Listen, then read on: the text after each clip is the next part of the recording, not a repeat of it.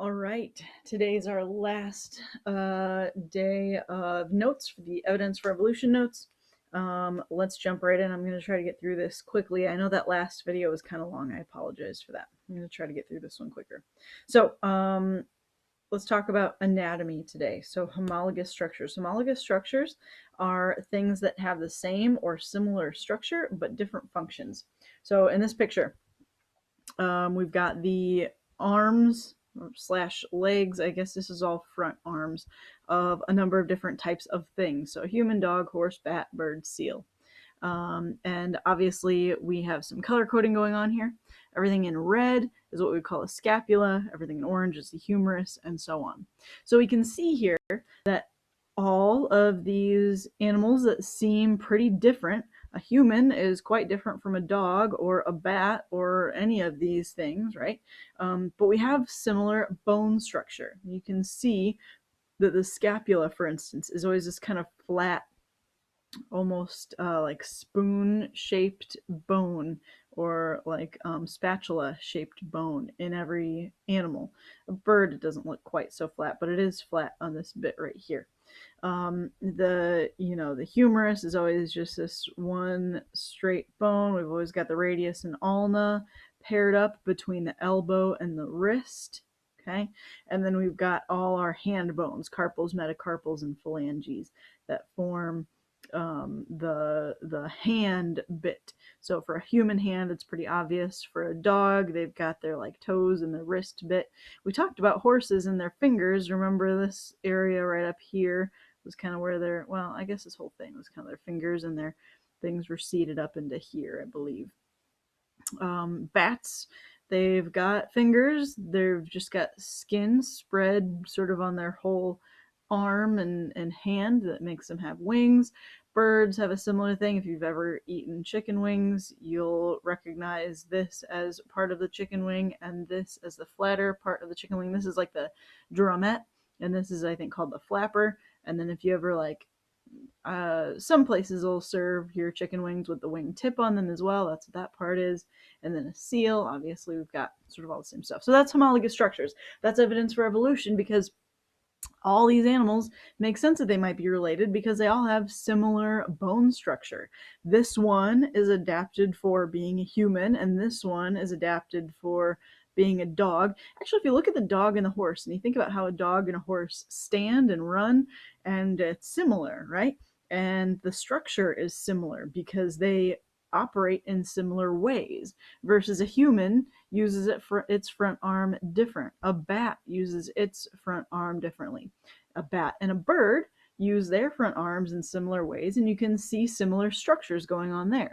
A bat just has this stuff spread out because it has skin stretched between those fingers, whereas a bird has feathers sticking off of it to give it the volume so that it can fly.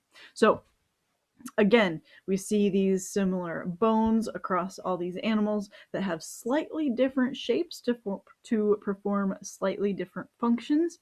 But yeah, we can still see that in our anatomy. Moving on. Developmental biology, or embryonic development. So in this picture right here, I've got pictured a chicken, and this is in alphabetical order. I will figure out later what order they go in here. But in this picture is a chicken, a cow, a fish, a human, a pig, a rabbit, a salamander, and a tortoise. Can you tell which is which? If we think about it, think about those animals as adults. You would be able to tell a chicken apart from a cow, and a cow apart from a fish, and a fish apart from a human, and so on. These all look very different when they're grown adult animals. But this is a embryo of those things. Look how similar they look. They all look pretty much the same, right? There's no real defining features of any of them at this point. So let's move on to the next stage in their embryonic development. Let's let them develop a little bit and see if we can figure out what's what. Now, these two guys over here are looking a little bit different. So maybe we're seeing some differentiation going on over here. For the most part, though, these guys all kind of look the same. We see a little like foot sort of thing developing on all of them. They all have a tail. Remember, one of these is a human. humans have tails when we're embryos. We see a front leg developing on all of them. We see eyes developing on all of them, but still nothing too distinct yet. By the way, all of these have gills too. Again, let's look back, chicken, cows, humans, pigs, rabbits. These don't have gills when they're adults. These all have gills. See that little fold right there? Those are essentially gills on all these animals. Okay. These, that looks more like a fish gill. And actually, this little thing that looks like a funny branch is a gill as well. So that's the next stage. Again, these, I'll tell you, one is a fish and one is a salamander. You might be able to figure that one out. But the rest of these, they all look very similar still. Moving on now, when we develop a little bit further, now is when things start to differentiate a little bit. Now we can tell that this is the fish, the salamander. This we can tell is the tortoise because it's got that tail on it. This is the chicken. We can see, actually, we might recognize that wing shape from our couple slides ago. We see that beak as well, and that foot looks like a chicken's foot.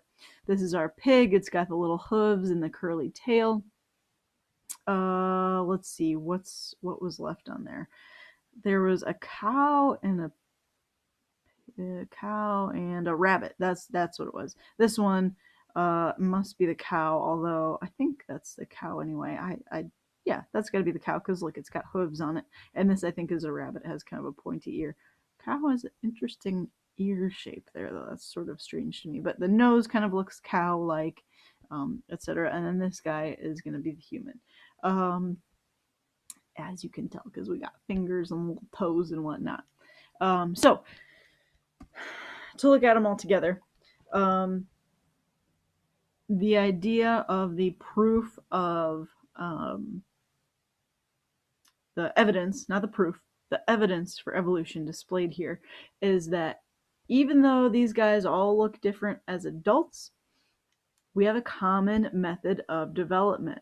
Okay, we all start our development looking like this, and as time goes on, we get traits that differentiate each one to its specific things. Some grow a shell, some grow curly tails, some grow wings, some grow gills. So, and that common method of development, scientists think, was determined by a common ancestor. So one of our ancestors way back in the day decided that this would be a good way to sort of develop some characteristics. Titan!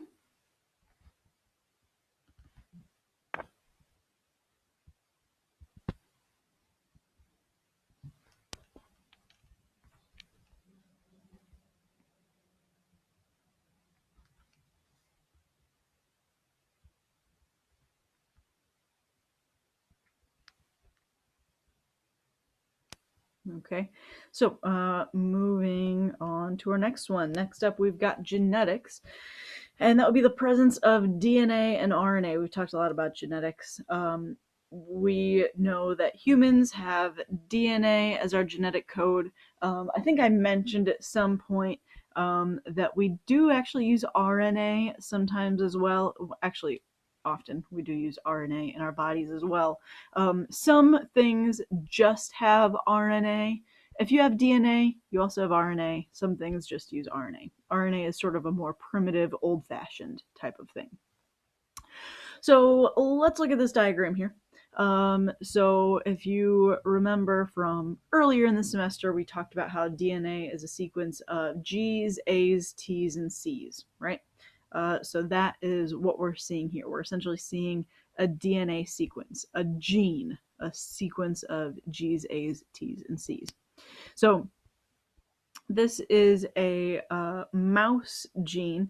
Now, I don't remember off the top of my head, but this PAX6 gene has something to do with eyes. I don't quite remember what it has to do with in mice, but here we've got a fly gene. Apparently in flies, if they have this gene, they are eyeless. In sharks, this gene controls their eye. In squid, it also controls the eye. And in flatworms, it's just a type of worm, it also controls the eye. So we've got this gene that controls the eye in all of these different animals. A worm and a squid and a shark and a fly and a mouse are all pretty different things. But if we look at this gene that controls eye-related things, we can see a great similarity among them. Okay, so for one, let's talk about how it says protein similarity. If you remember, genes make proteins. This sequence is an instruction on how to make a particular protein. That protein will affect the eye. Whether it's controlling something in the eye or making it eyeless, the protein makes something in the eye, right? All of these proteins look identical. Okay, the protein similarity to the mouse, protein similarity to mouse, protein similarity to mouse, all 100%. Which means that even though these letter codes may be slightly different, the proteins that these four result in are all identical to the protein that this makes.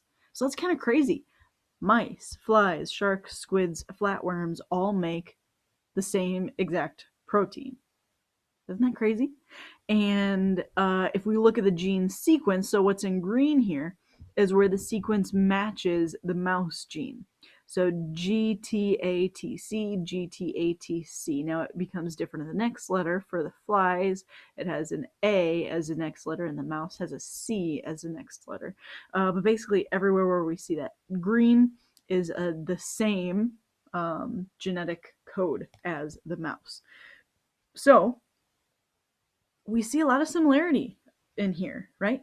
How would that particular gene sequence show up separately in mice and flies and sharks and squids and flatworms? It would be crazy for the genes to just randomly line up in exactly the same way in all those different animals. What makes more sense is that this gene developed in some common ancestor of all these things.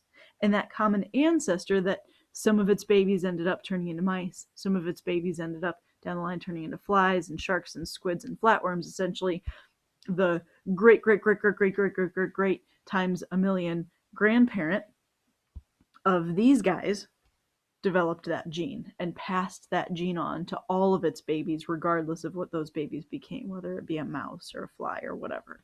Okay, so that's kind of neat. So here's the other thing. All living things have DNA and or RNA as their genetic code. Okay. Every living thing has this stuff in it.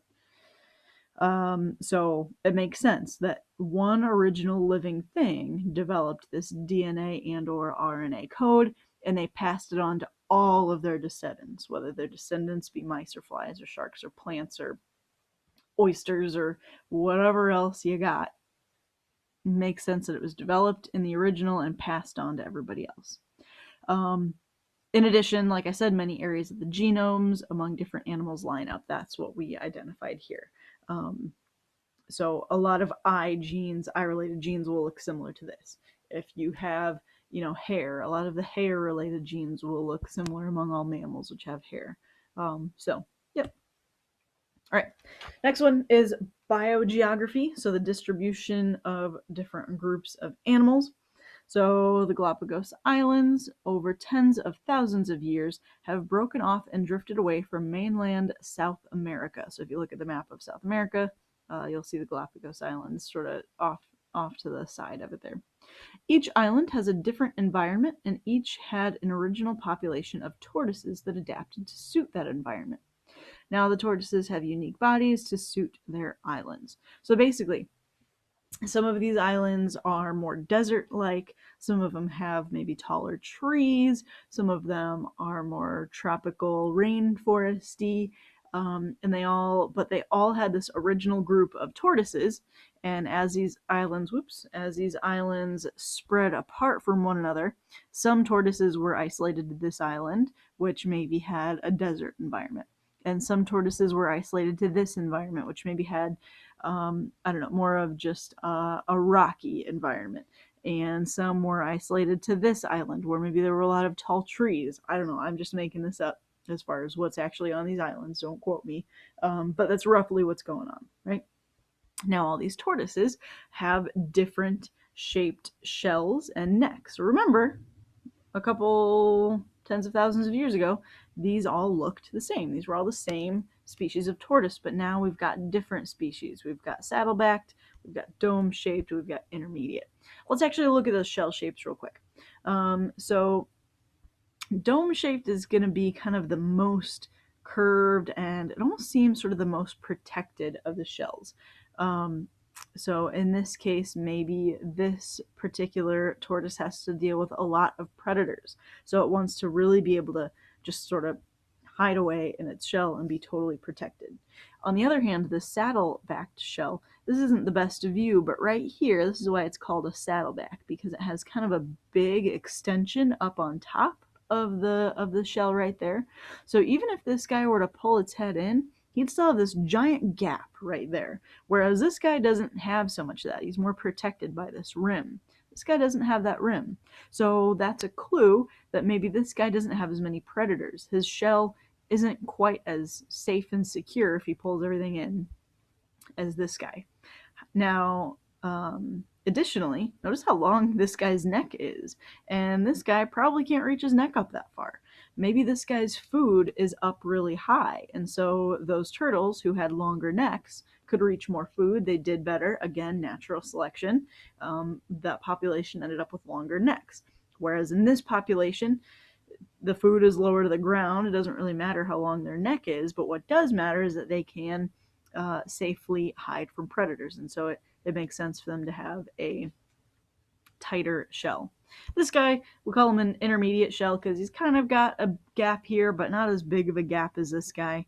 He's kind of got a long neck, but not as long as this guy, not as short as this guy. So, maybe this guy has sort of a mix of things. Maybe his food is kind of tall, but he's also got some predators to deal with. I don't know specifics, but this is just sort of a common example that we look at. By the way, we mentioned Charles Darwin a couple, I think maybe last video or the video before. Charles Darwin is the first guy, at least one of the first guys, who observed this and sort of connected the dots to see natural selection and evolution happening in these guys. All right. Finally, we've got direct observation. We can actually directly observe evolution happening, especially with immunology. Immunology is like the study of infectious diseases. So this is example stuff I've had in here every year, but I mean, we can even think about this in relation to coronavirus right now. A virus wants to infect people, and it wants to be infecting the person, and the virus wants to be contagious in that person for as long of an amount of time as possible. The virus doesn't really care if it eventually kills a person, as long as that person has transmitted that virus before that person dies. So guess what? The coronavirus is really good at that. The coronavirus is super contagious. That's why we're all isolated right now, because it's more contagious than the normal flu is, right? And it does tend to kill more a higher percentage of people as well. So we can see evolution here. The coronavirus that we're dealing with right now is new to us, right? Our bodies, we talked about this before when we talked about coronavirus in class. We have coronaviruses all the time. We have different types of coronavirus all the time. The virus that has that corona shape. But this particular one that we're dealing with right now that causes COVID, it's nasty. It's evolved to be nasty. It's evolved to reproduce and do its job really well. Now, I put here it's good to get a flu shot every year because the influenza virus adapts or evolves to get around our immune systems. Again, we kind of talked about this when we talked about coronavirus that one day in early March. You get a flu shot one year, good, you're immunized against that particular flu, but that particular flu will say, well, this isn't working anymore. I can't infect anyone anymore. So there will be a few who have certain traits that allow it to adapt to get around our immune system. And those few who are able to get around our immune system will start doing well. They'll start proliferating, and we'll have to make a new flu shot that we'll have to get again. And essentially that's what viruses do. They try to get around our immune systems, and that's what they do. That's how they survive. Now, you may have heard of MRSA. MRSA is MRSA. It stands for methicillin-resistant Staphylococcus aureus. Now, it sounds really crazy and complicated, but let's talk about this. First off, Staphylococcus aureus, that's a type of bacteria.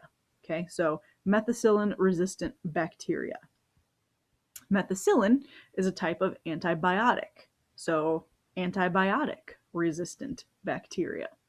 So basically, if you understand what the word resistant means, it means like it doesn't matter, it doesn't affect it. So it's bacteria that is not affected by antibiotics.